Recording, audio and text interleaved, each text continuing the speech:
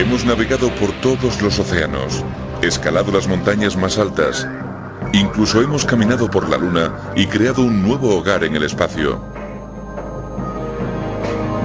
Pero en cuanto a lo que yace bajo nuestros pies,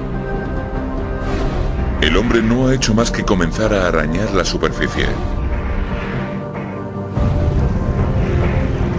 Más del 99% del interior del planeta no ha sido explorado. Nuestro propio planeta sigue siendo un misterio para nosotros. El interior de nuestro planeta es muy inaccesible como para que lo exploremos. Y sin embargo, sí podemos explorar las profundidades del universo y saber qué pasó después del Big Bang que lo formó.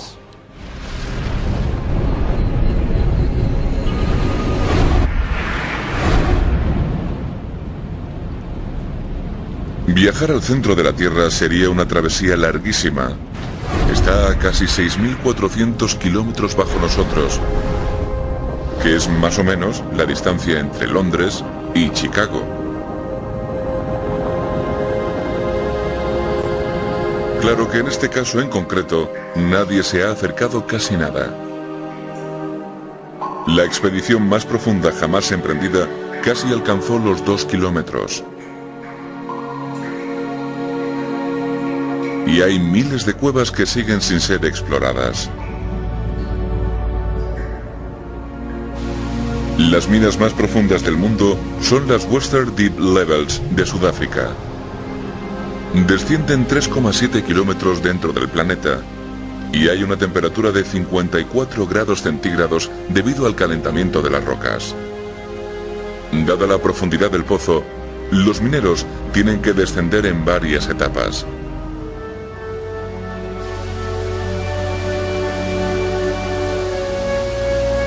El mayor agujero que se ha perforado en la Tierra está en Kola, Rusia.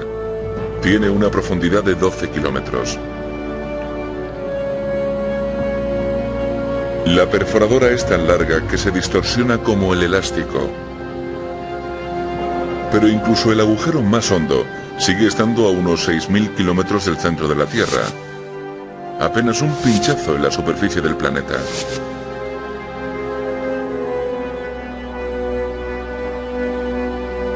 La Tierra es como una cebolla, hecha de distintas capas de materia. La corteza es una capa fina de roca de unos 30 kilómetros de ancho. La parte más grande del interior de la Tierra se llama el manto y se compone de casi 3.000 kilómetros de una especie de masa pastosa. Bajo el manto, el núcleo, del tamaño de la Luna y compuesto por dos partes. El núcleo externo, de metal líquido, y el núcleo interno de metal sólido. Este es nuestro destino en la misión por descubrir qué yace en el corazón del planeta.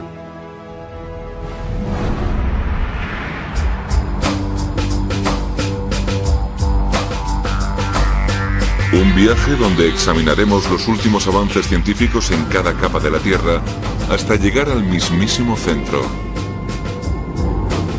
Pero es un largo camino que recorrer. Para hacernos una idea de la verdadera magnitud de la tarea, vamos a imaginar que un paracaidista cae a la Tierra desde una altura de 3.000 metros. Caería tan rápido que daría contra el suelo en un minuto. Pero si imagináramos que existe un túnel que llega hasta el núcleo, ¿cuánto tardaría el viajero en llegar hasta el centro de la Tierra?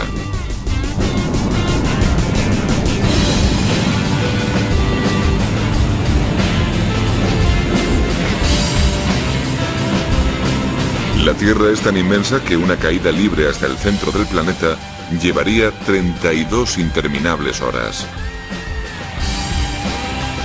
Prepárense para seguirle en su viaje por las capas del planeta.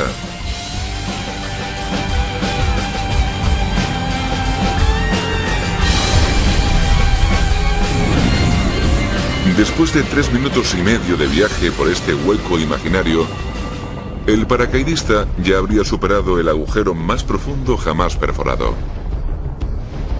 20 minutos más tarde llegaría al fondo de la primera capa del planeta, la corteza terrestre, con un ancho de 70 kilómetros en su punto más profundo. Luego entraría en una región enorme compuesta por una masilla pastosa y caliente, el manto. El manto mide casi 2.900 kilómetros, más que la distancia entre Londres y Moscú. Nuestro viajero tardaría más de 15 horas en recorrerlo. Claro que el hecho de que un paracaidista recorra el interior de la Tierra es pura ficción. En la realidad, el cuerpo humano no podría sobrevivir a más de un par de kilómetros de profundidad bajo la superficie. ¿Por qué? Tiene que ver con las condiciones internas, extremadamente calientes y muy presurizadas. De hecho, los últimos estudios estiman que la temperatura del centro de la Tierra ronda entre los 5.000 y los 7.000 grados centígrados, la misma que la de la superficie del Sol. ¿Y de dónde procede todo este calor? Cuando apareció el sistema solar, hace 4,5 billones de años, el planeta estuvo sujeto a una serie de impactos catastróficos. Las colisiones generaron tal calor que el planeta entero se derritió. Pasado el tiempo, la Tierra se enfrió y las capas externas se solidificaron, convirtiéndose en roca. La roca es un buen aislante, y la mayoría del calor permaneció dentro, aumentando además por los elementos radiactivos. Pero no son solo las temperaturas abrasadoras las que nos impiden la exploración, sino más bien la tremenda presión. Al tener que soportar el peso del mundo, la presión en el centro de la Tierra es 3,6 millones de veces mayor que la de la superficie.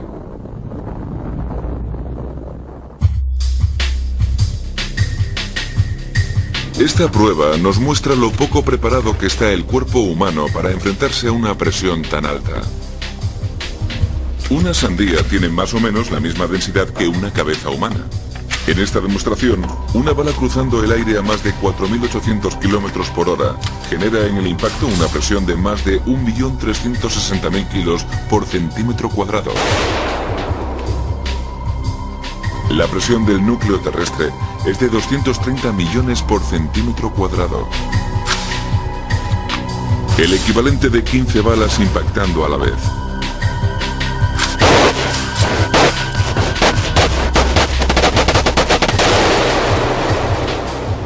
Y con una presión de tal calibre, una cabeza humana no explotaría, sino que implosionaría.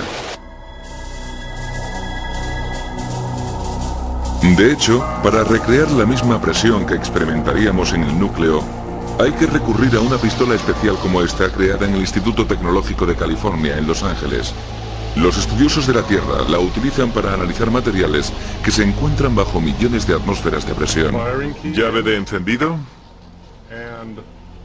¡Fuego!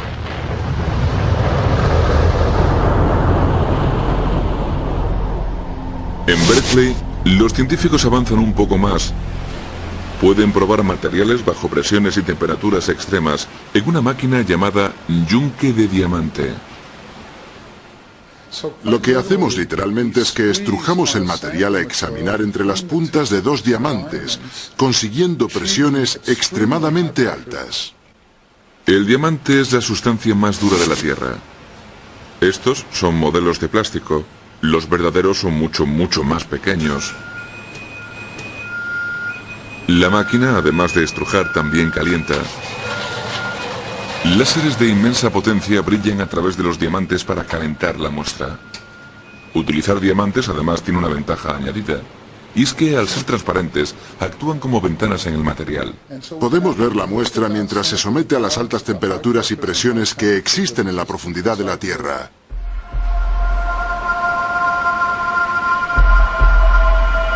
La pistola de alta velocidad y el yunque de diamante son las únicas maneras con las que los científicos han podido recrear en la superficie terrestre las condiciones del núcleo.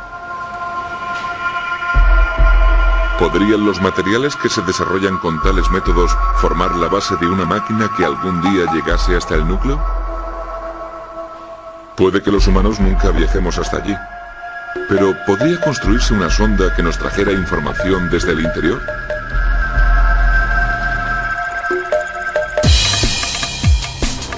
Nos enorgullecen todas las grandes proezas del ser humano en cuanto a superar fronteras, pero es nuestro propio territorio el que más se nos resiste. El planeta Tierra tiene un interior tan violento que es completamente inaccesible a cualquier tipo de exploración. Hasta ahora, los ingenieros no han podido perforar más que 13 kilómetros. Pero hay un hombre que tiene una idea asombrosa y que asegura batiría ese récord. Cuando les conté la idea, casi todos mis compañeros científicos se rieron. Dave Stevenson, del Instituto Tecnológico de California, está convencido de que su idea revolucionaria triunfaría, siempre y cuando alguien estuviera dispuesto a correr con los gastos.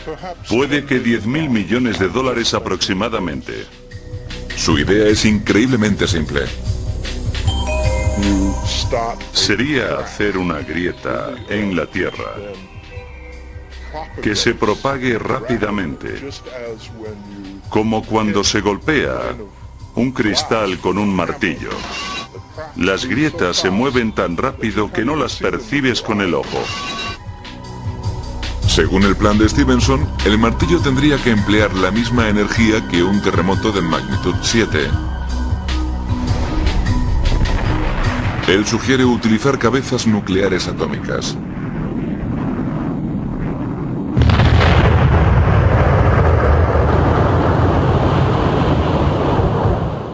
El siguiente paso sería verter hierro líquido en la grieta.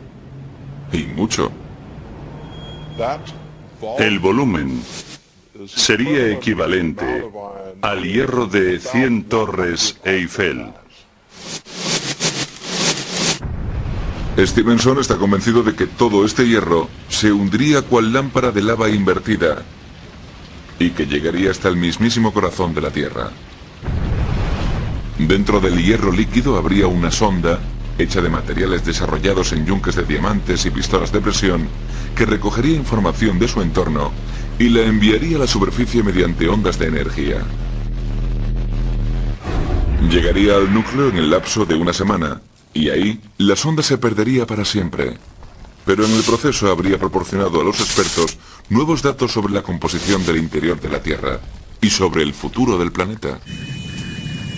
Puede parecer excesivamente simple, pero con esta demostración Stevenson nos enseña su idea a una escala bastante más pequeña. La gelatina representa el manto de la Tierra y el sirope hace de hierro líquido.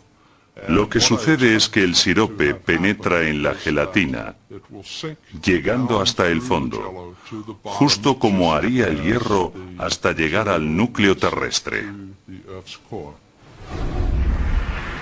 Stevenson utiliza una cuchara de postre en lugar de una bomba nuclear.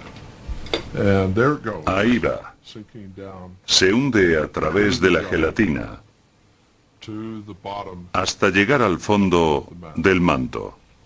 Al igual que el manto, la gelatina se comporta como un sólido, y el sirope, como el hierro líquido, es un fluido. Esto muestra cómo sería perfectamente posible que un líquido penetrara en el manto. La gran ventaja de este experimento es que una vez que lo terminas, te lo puedes comer. La idea de Stevenson está lejos de hacerse realidad.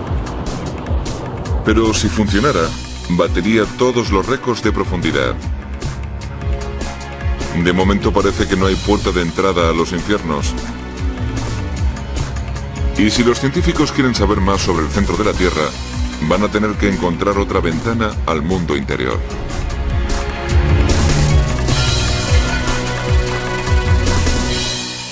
La clave para vislumbrar el interior de la Tierra está en una de las fuerzas naturales más destructivas conocidas por el hombre. Unas fuerzas que nos permiten echar un vistazo al núcleo. Los habitantes de San Francisco viven pendientes de un hilo geológico, bajo la constante amenaza de la violencia que la Tierra guarda en sus entrañas. Saben que en cualquier momento puede llegar un terremoto gigante que destroce su ciudad. Muchos viven con miedo, pero otros, como Edgar Nero, de la Universidad Estatal de Arizona, sienten una extraña fascinación por los terremotos. Los terremotos son fuerzas tremendamente poderosas que pueden destruir ciudades enteras, pero para los sismólogos son algo increíblemente emocionante.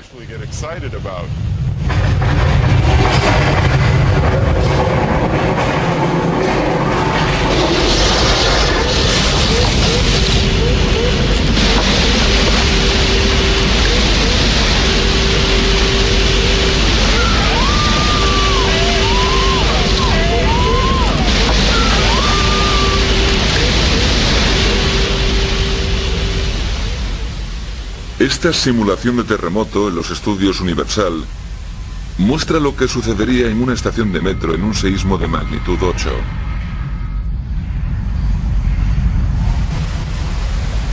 Los terremotos son el resultado de la actividad tectónica. La corteza terrestre no es un solo bloque de roca gigante, sino que está dividida en 8 placas tectónicas que se mueven lentamente por la superficie del planeta, impulsadas por las fuerzas del interior. Las placas se chocan de cuando en cuando y al hacerlo se distorsionan. Cuando no tienen manera de seguir desplazándose, estallan violentamente. Y ese estallido es lo que repercute en la superficie. Los terremotos son la prueba fehaciente de que el interior de la Tierra está activo. Además, también proporcionan un método para poder ver el mundo subterráneo.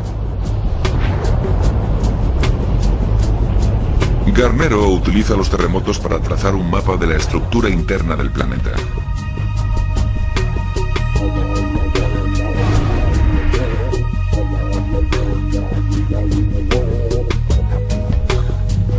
Hay lugares como este repartidos por todo el globo en los que se entierra equipamiento científico de alta tecnología.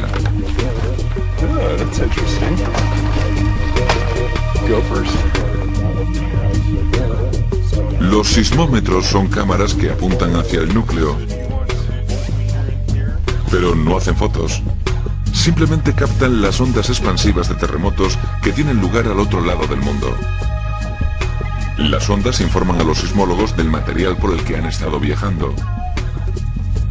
Y luego hay que transformar las ondas expansivas en imágenes potenciales del interior de la Tierra. El resultado es muy similar al de la ecografía de un bebé. Los sonogramas utilizan el ultrasonido para ver dentro del cuerpo humano. Las ondas viajan a distintas velocidades a través de distintos tipos de tejido y el ordenador las interpreta en distintas tonalidades de gris. Para el ojo humano es como una foto. Aquí tengo una foto de Nico de hace un par de meses. Estamos tan acostumbrados a ver fotos que sabemos exactamente qué hay en ellas. Las identificamos de forma muy clara. Bueno, pues con los sonogramas de una ecografía es lo mismo. Identificamos unos puntos más brillantes y otros puntos más oscuros. Los puntos son imágenes generadas por ordenador y los ultrasonidos leen ondas que se reflejan desde dentro del feto. En la sismología es lo mismo. Creemos entender algunos principios básicos y al interpretar las imágenes más opacas, nos surge un modelo. Gracias a la sismología, los científicos tienen una imagen muy detallada de lo que yace bajo nuestros pies. Conocen las distintas capas y saben cuáles son sólidas y cuáles son líquidas.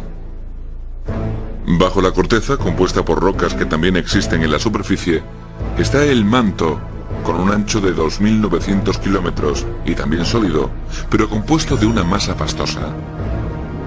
Ahora, estudios sísmicos recientes revelan que podría haber una cordillera montañosa subterránea cerca de la frontera entre el núcleo y el manto.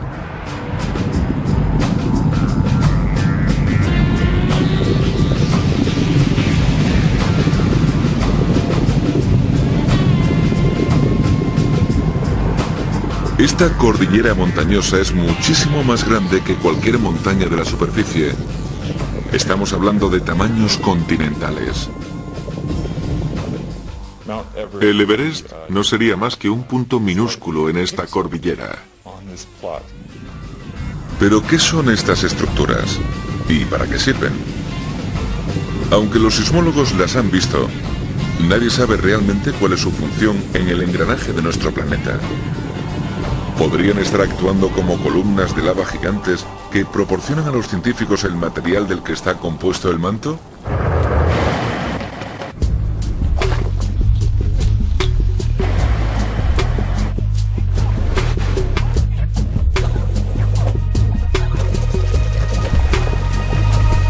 En su novela Viaje al centro de la Tierra, Julio Verne propagó la leyenda de que en Islandia estaba la puerta de entrada al núcleo del planeta. Sin embargo, no existe tal ruta, y hoy es un popular destino turístico apreciado por la actividad volcánica.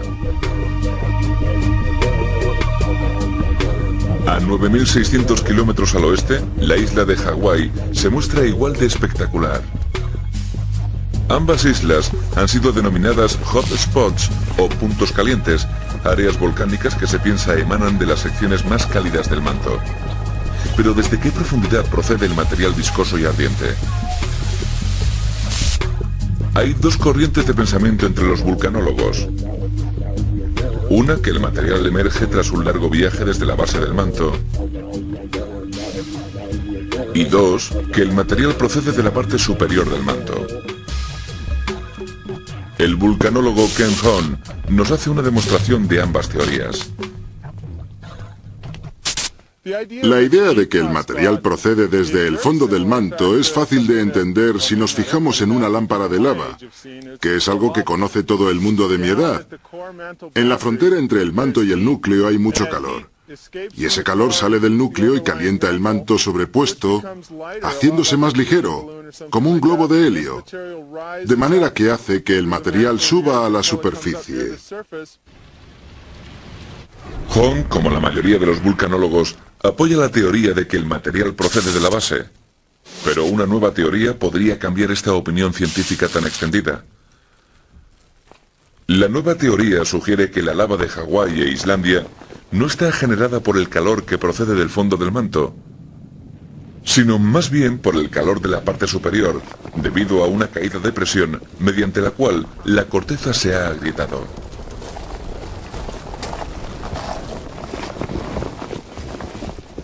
Al igual que hizo Stevenson con la gelatina, Hahn utiliza maicena, una sustancia muy parecida al manto pegajoso, para ilustrar la idea.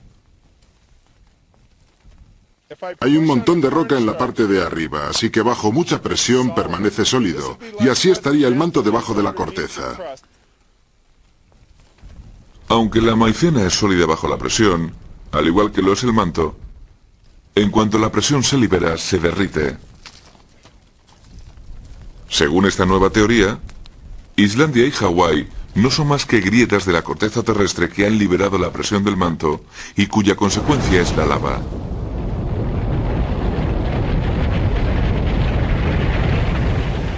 ¿Y qué pasaría si esta teoría resultara ser la correcta?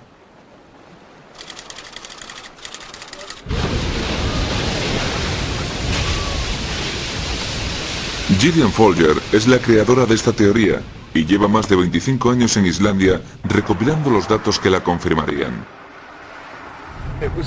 Fue como ese momento de eureka, que un científico solo experimenta una o dos veces a lo largo de su carrera.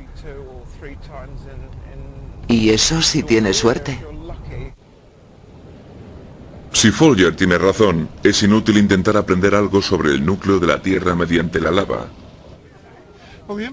Las implicaciones son realmente muy radicales, porque hasta ahora la gente asumía que si cogía muestras de roca de Islandia o Hawái, estaban penetrando de alguna manera en el mismísimo centro de la Tierra, que se estaban asomando al núcleo.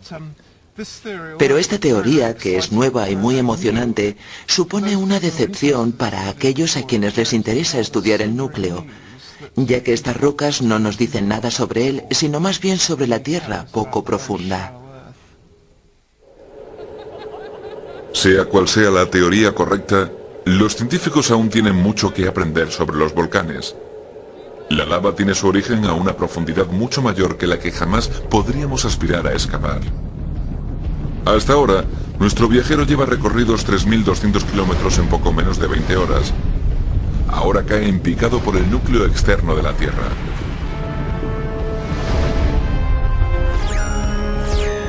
El núcleo externo es una capa líquida de hierro derretido y níquel. Una fragua ilustra perfectamente cómo podría ser el núcleo externo. El metal líquido fluye libremente a varios miles de grados centígrados. Aquí el hierro líquido está a una temperatura de 1370 grados centígrados.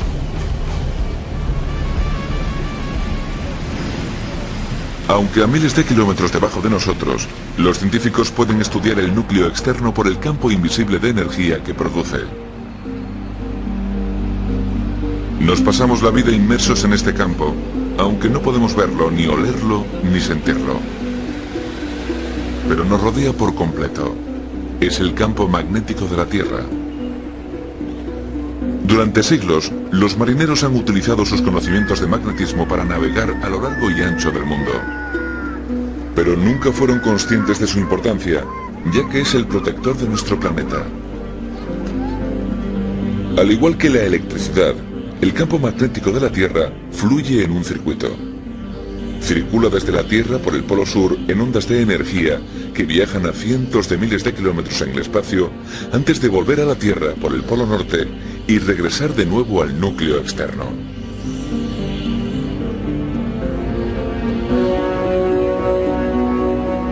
El campo magnético invisible que produce el núcleo hace posible que haya vida, ya que nos protege de la radioactividad letal del espacio.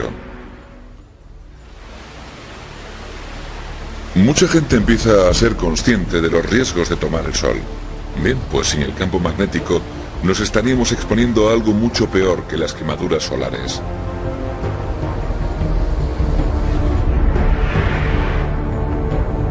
El sol es como un reactor nuclear gigante que genera calor radioactivo. En su superficie tienen lugar tormentas que lanzan vientos radioactivos al espacio y algunos en dirección a la Tierra. Pero al acercarse los vientos solares a la Tierra, nuestro campo magnético se comporta como un paraguas gigante que expulsa las partículas radioactivas lejos de nosotros. En los polos donde el campo magnético fluye verticalmente dentro y fuera de la Tierra, la radiación cósmica penetra en la atmósfera creando efectos ópticos maravillosos. La aurora boreal del Polo Norte y la aurora austral del Polo Sur.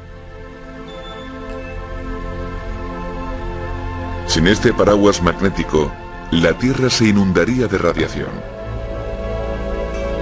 ¿Pero de dónde viene este campo? ¿Y cómo se genera? Dan Lathrop, de la Universidad de Maryland, cree tener la respuesta. La Tierra produce un campo magnético igual que haría un imán, pero el proceso del planeta es muy diferente.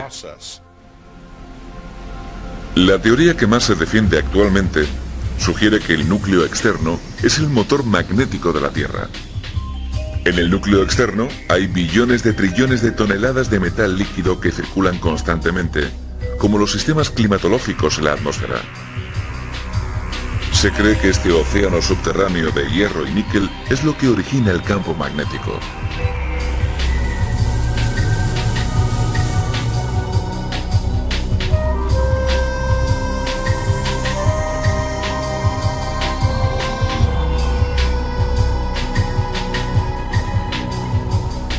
En este experimento, el equipo de Lathrop construye una maqueta del núcleo de la Tierra para confirmar la teoría de que una bola de metal líquido puede generar magnetismo.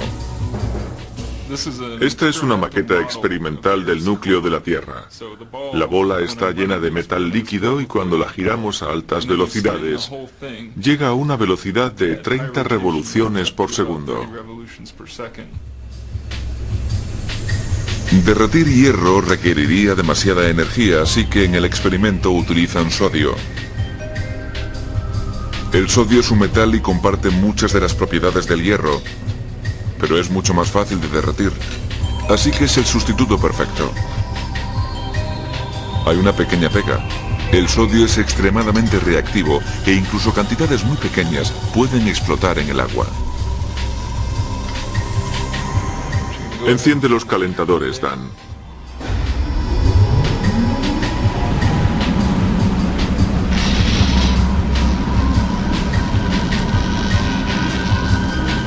La Tierra y su núcleo giran igual que la bola de sodio.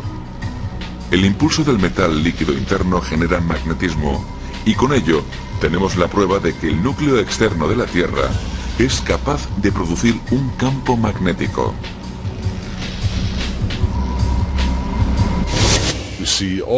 Vemos todo tipo de impulsos en los campos magnéticos inducidos. El sodio rotativo causa oscilaciones y todo tipo de movimientos muy caóticos, parecidos a los movimientos impredecibles que se pueden producir en la atmósfera de la Tierra.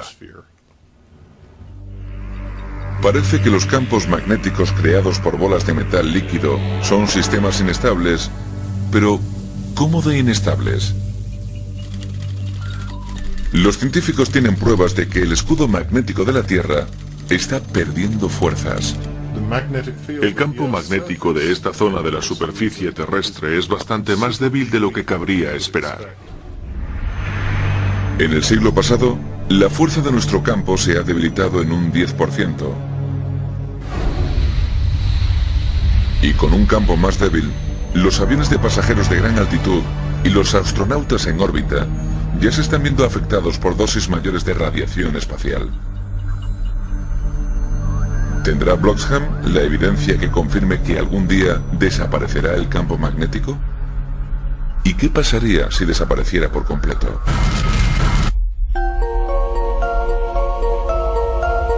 La Tierra es enorme. Bajo nuestros pies hay alrededor de 6.500 kilómetros hasta el centro del planeta, como un viaje de ida y vuelta entre París y Nueva York. El núcleo es un mundo completamente inexplorado. Y nuestra misión es investigar su violenta y misteriosa naturaleza. A la vez que investigar los datos que evidencian que podríamos estar presenciando el principio del fin.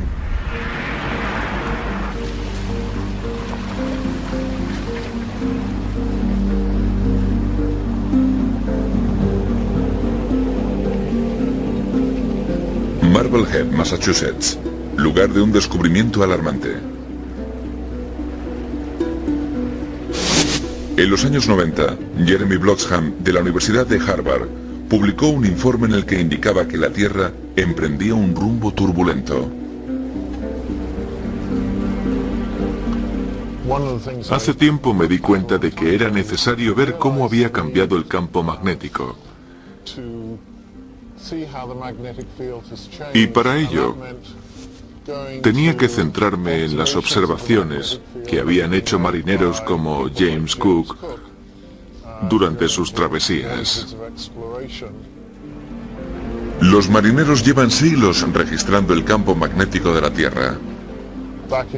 En el siglo XVIII, la gente estaba haciendo observaciones muy calculadas y metódicas sobre el campo magnético para poder calcular el ángulo entre el norte verdadero y el norte de la brújula. Las agujas de la brújula son pequeños imanes en sí mismas.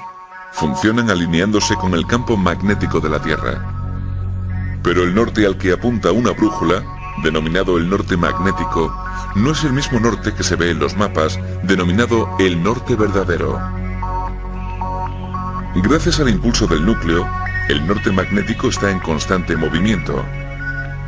Los científicos pueden predecir dónde estará a corto plazo, pero es imposible adivinar dónde se encontrará en un futuro lejano. Para facilitar la navegación, los mapas de ruta se ponían al día con el ángulo de desviación, o sea, el ángulo entre el norte verdadero y el norte magnético. Hoy las cartas de navegación nos cuentan una historia muy detallada del núcleo.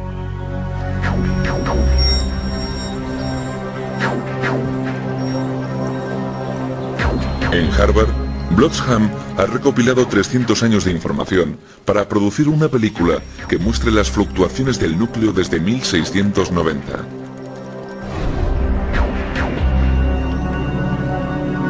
Las zonas rojas indican las regiones donde el campo magnético sale del núcleo y las zonas azules donde vuelve a entrar. Una cosa bastante impresionante es que en el Pacífico el campo no cambia mucho. Sin embargo, en el Atlántico, el campo cambia mucho más abruptamente. Y vemos cómo este trozo crece y luego se desplaza hacia el oeste, llegando a esta región grande de aquí bajo el Océano Pacífico Sur. Aquí esperaríamos encontrar señales de que el campo magnético sale del núcleo, ya que nos encontramos en el hemisferio sur.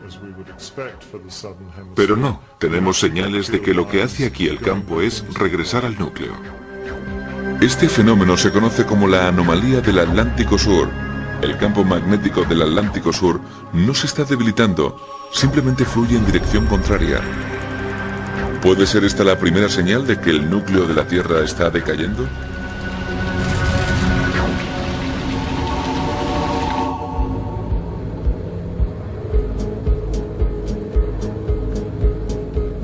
El Océano Pacífico puede dar algunas pistas al respecto.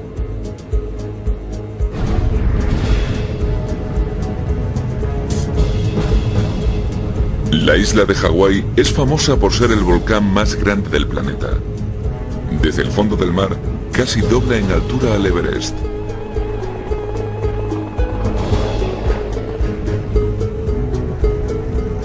Científicos del Instituto Geológico de Estados Unidos vigilan la lava, controlando cuándo y dónde volverá a hacer erupción. Aquí la lava de Hawái fluye a través de tubos subterráneos hasta el océano. Al llegar al mar y solidificarse la lava, se forman nuevos trozos de tierra.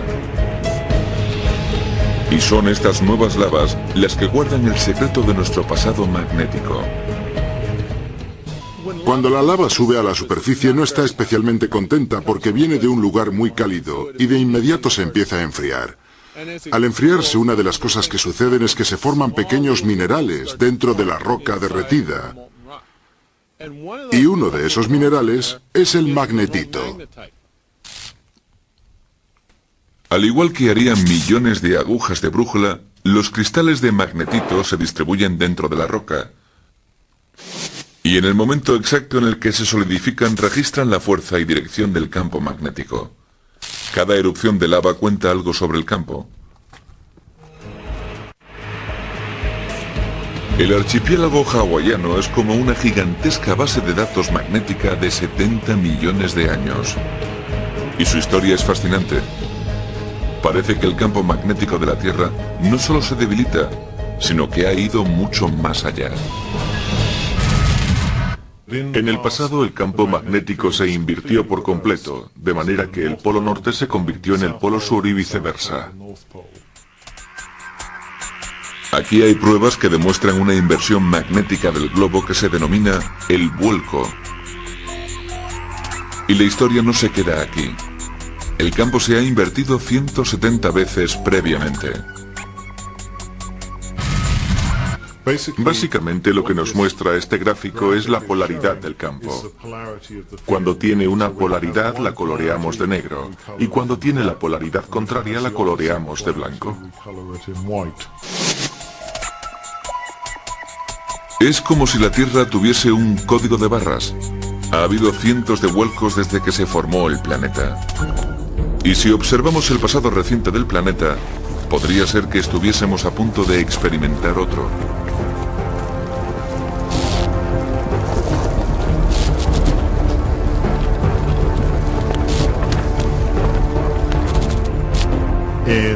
En los últimos 150 años, hemos visto cómo se ha destruido un 10% del componente norte-sur por el proceso del flujo reverso. Es más o menos la velocidad en la que cambia el campo magnético durante una inversión.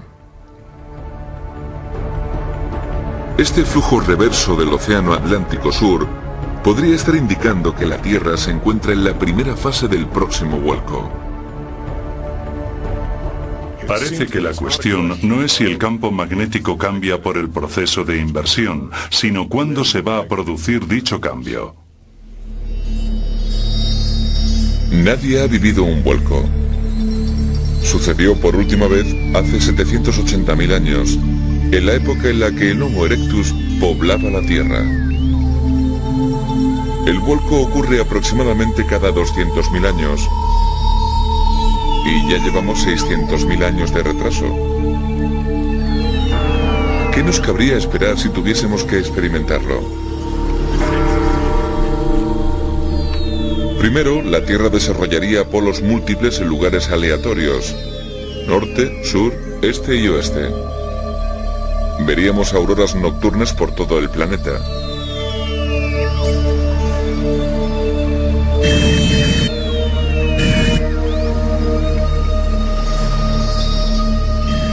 Pero lo que es peor, puede que nos sometiésemos a grandes dosis de radiación solar que podrían causar una epidemia de cáncer.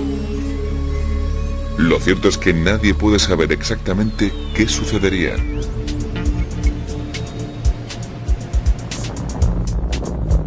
Nuestro viaje al centro de la Tierra nos ha mostrado una cordillera montañosa en el manto y una tormenta magnética en el núcleo. Y ha demostrado el papel tan esencial que juega el núcleo externo para preservar la vida en la Tierra. Pero ¿qué pasaría si alguna vez dejara de funcionar el campo magnético? Para encontrar la respuesta, viajamos hacia el cielo, en dirección a otro planeta. We have ignition, and we have liftoff of NASA's Mars Global Surveyor as America begins its journey back to the Red Planet. El transmisor de datos magnéticos del Mars Global Surveyor obtuvo una información muy valiosa, ya que revelaba que el núcleo de Marte no emanaba ningún campo magnético. Pero existe un punto de giro en tales datos. Y es que la NASA descubrió que la corteza del planeta sí que desprendía un campo magnético. Mario Acuna encabezó el equipo. Vimos que los instrumentos registraban un enorme campo magnético en una pequeña región del planeta. La NASA llevó a cabo un descubrimiento asombroso. Aunque no existía un campo proveniente del núcleo de Marte, algunas secciones de su corteza sí se mostraban fuertemente magnéticas. Y esto solo ocurre cuando la lava se solidifica en presencia de un campo magnético. Al igual que en Hawái, la lava solidificada de la corteza de Marte registraba un pasado magnético y un núcleo líquido, justo igual que la Tierra. Pero ya no estaba ahí, había desaparecido. Con una corteza magnetizada, pero sin pruebas de un campo magnético global, la NASA llegó a la conclusión de que en algún momento de su historia, el núcleo de Marte se había solidificado.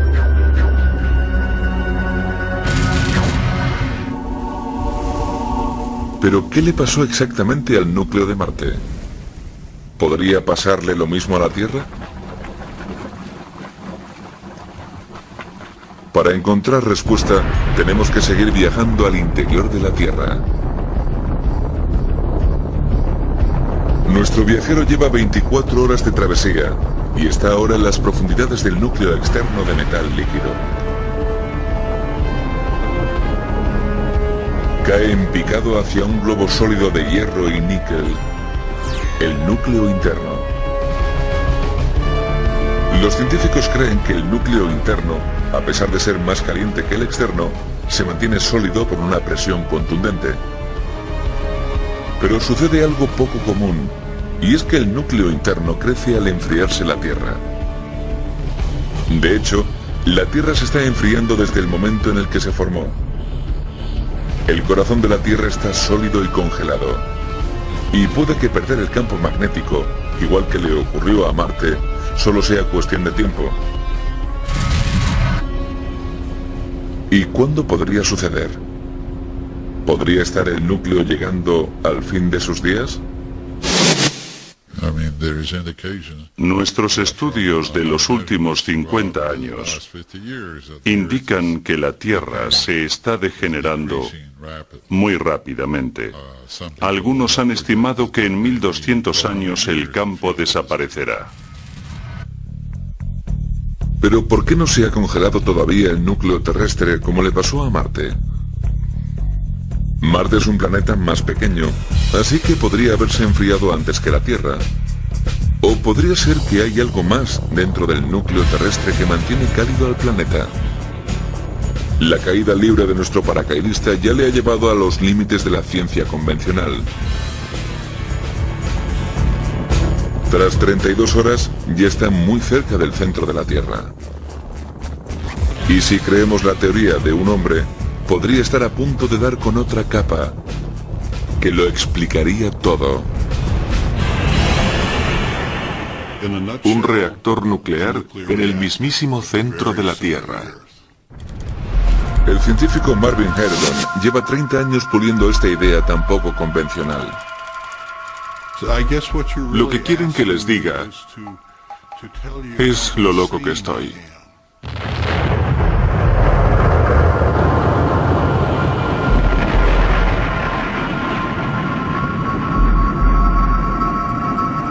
Herdon cree que dentro del núcleo interno líquido existe una bola de uranio y plutonio de 8 kilómetros de ancho que genera el calor que propulsa el metal líquido del núcleo externo. Herdon lucha por que se reconozca su idea, pero a la mayoría de los científicos le parece inadmisible. Pero ¿hasta qué punto es realmente una locura?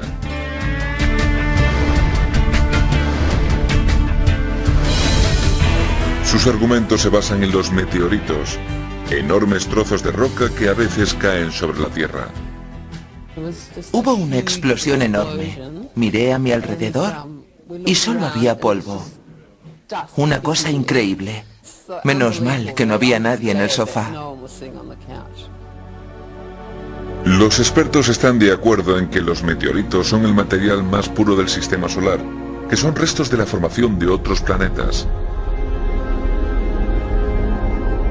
Herdon cree que hay un tipo de meteorito llamado condrito enstatita, cuya composición se parece más a la de la Tierra que la de cualquier otro meteorito. Según sus estudios, la naturaleza química de los condritos enstatitas podrían aportarnos información sobre lo que ocurre dentro de la Tierra. Analicé casi 200 meteoritos. Y es alucinante, porque los condritos enstatitas son los únicos condritos que poseen la misma aleación que la Tierra. Los condritos enstatitas tienen una carga de uranio que penetraría hasta el núcleo de un planeta, y al contrario de la mayoría, Herdon cree que esto es lo que ocurrió cuando se formó la Tierra. Razona que hay suficiente uranio y plutonio en el núcleo como para reaccionar espontáneamente.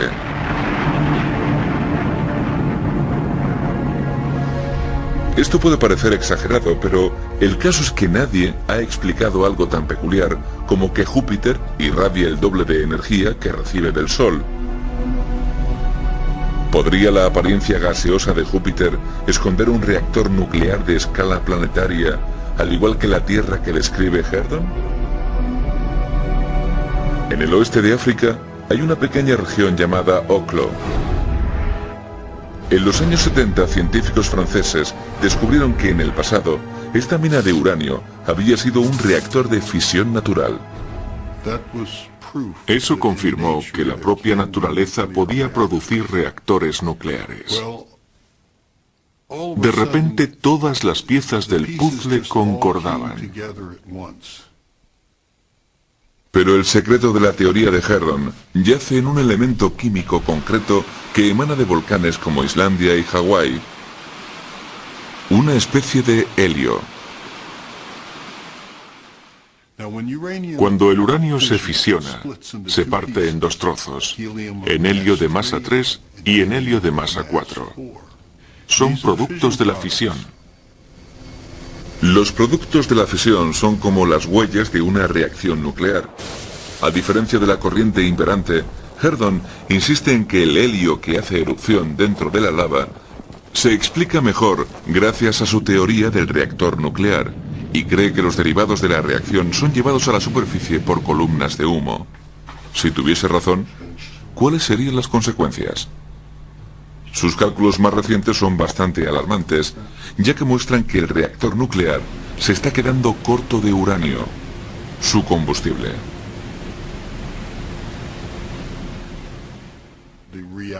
Puede que el reactor muera dentro de 100 años, quizá 1000, puede que 1.000.000 o incluso 1.000 millones de años.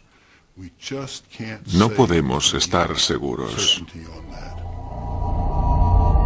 Herdon cree que si el reactor muere, también morirá el campo magnético.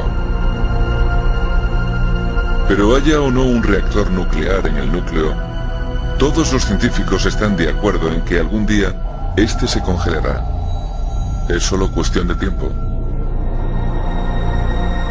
¿Y qué le sucedería a un planeta que perdiese todo su campo magnético?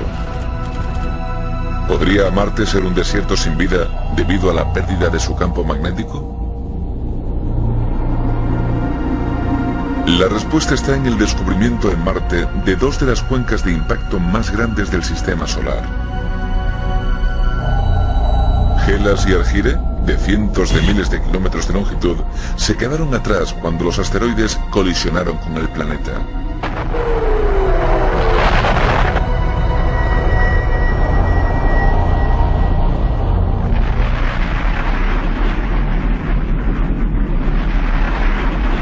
La NASA no encontró roca magnetizada dentro de estos cráteres.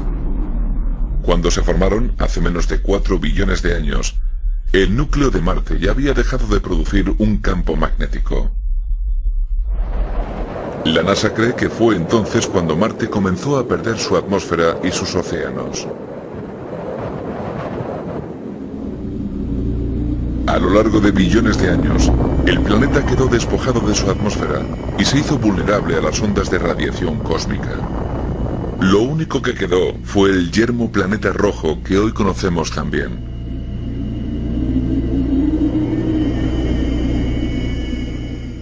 Vemos Marte y pensamos que es pariente de la Tierra, pero es un pariente que envejeció muy rápido. Las cosas que pasaron en Marte, y Marte es un desierto, podrían pasar en la Tierra, claro que sí.